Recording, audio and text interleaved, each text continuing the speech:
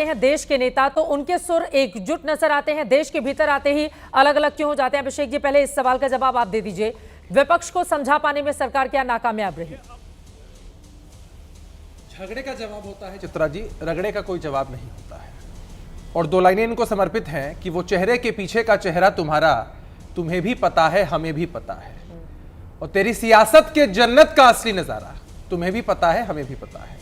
ये लोग मानने को तैयार ही नहीं है। देखिए, पहले तो ये लोग ऑल पार्टी मीटिंग में आते हैं और अपनी बात रखते हैं, कहते हैं कि सरकार जो फैसला करेगी हम मानने को तैयार है, बिना शर्त सरकार को हमारा समर्थन है।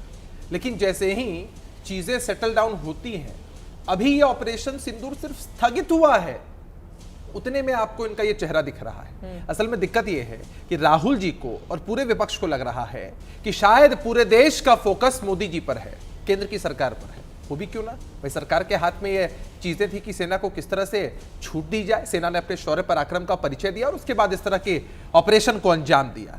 तो इनको लगता है कि ये फोकस हम पर कैसे आए, इसलिए इस तरह की शब्दावली का इस्तेमाल करते हैं, इस तरह की बातें कहते हैं।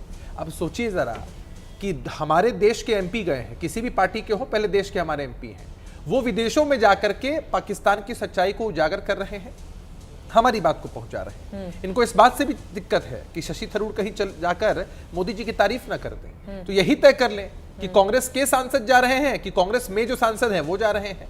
भाई, सांसद तो कांग्रेस पार्टी के हैं ना, लेकिन ये मानने को तैयार ही नहीं है कि वो सांसद कांग्रेस पार्टी में हैं। आप लोग भी दूसरी पार्टी के सांसदों पे नजर बनाए रखेंगे तो अपने सांसदों को भी नहीं बचाएंगे?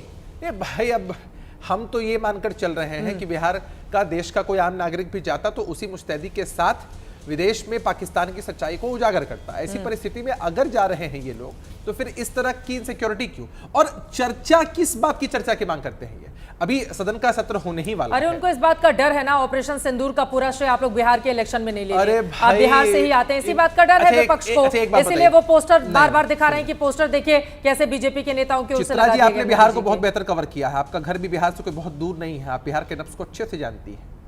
और बिहार में हमको किसी सहारे की जरूरत नहीं है, एनडीए को एक बहुत बड़ा एज पहले ही मिल चुका है, हम बहुत आगे हैं। लेकिन बात जब देश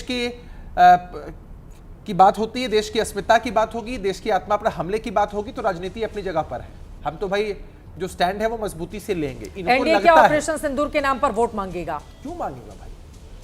ऑपरेशन सिंदूर को अंजाम दिया है देश की सेना ने।